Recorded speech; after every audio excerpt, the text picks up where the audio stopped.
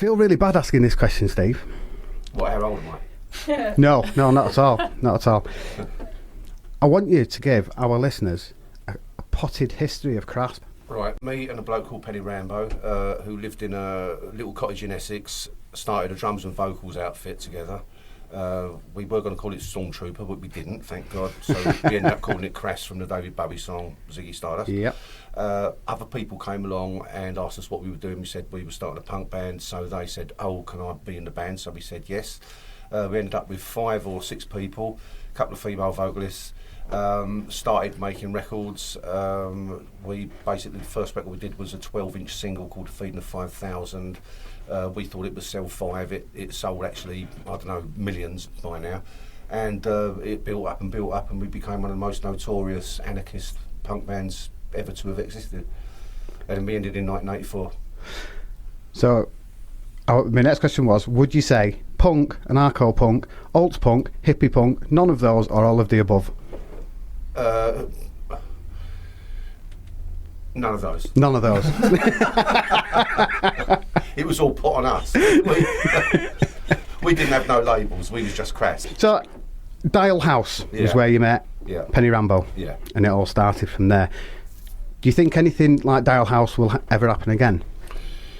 I don't know. I don't really quite see how it could, unless it was something like a Buddhist retreat or something. I think the original idea of Dial House was something that Penny had, and the idea was that if you were a poet, you could stay the night if you recited your poems, or if you were a carpenter, you could do a bit of woodwork, you know, and then you sort of earned your night to keep. Or if you were a cook, you could cook. And the idea was that there'd be all these Dial houses over the British Isles, so you could go from one to the other. So John Lydon famously said, "Never trust a hippie." Yeah. Now, clearly, Dial House had that element to it. Crass had that element to it. Yeah. Do you think that changed the way, in that sort of like year since he said it in '76, and then in '77 Crass came along? Do you think that changed the view? Because, I mean, the view of hippies was, you know, the dancing around, the long hair, all that sort of stuff. Yeah. And it was far cry from where you came from. Yeah. Do you think that it changed the view of punk and what punk could be?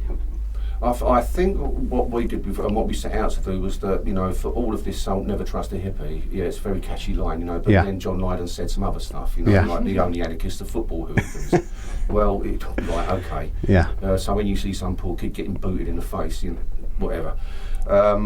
So we was like, well, you know, for all of its wussiness or airy-fairiness, you know, there was a lot of good stuff that the hippie movement did, like, you know, Release and drug problem centres, drop-in centres you could go to, you know.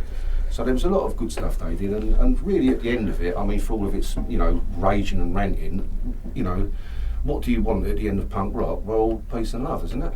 Yeah, of course. I mean, no one hate and war, so there's got to be some sort of parallels there. And so we, you know, to me, I mean, it didn't matter who or what you looked like, you know. If you had the right attitude and the right frame of mind, then as far as I was concerned, you was a punk rocker.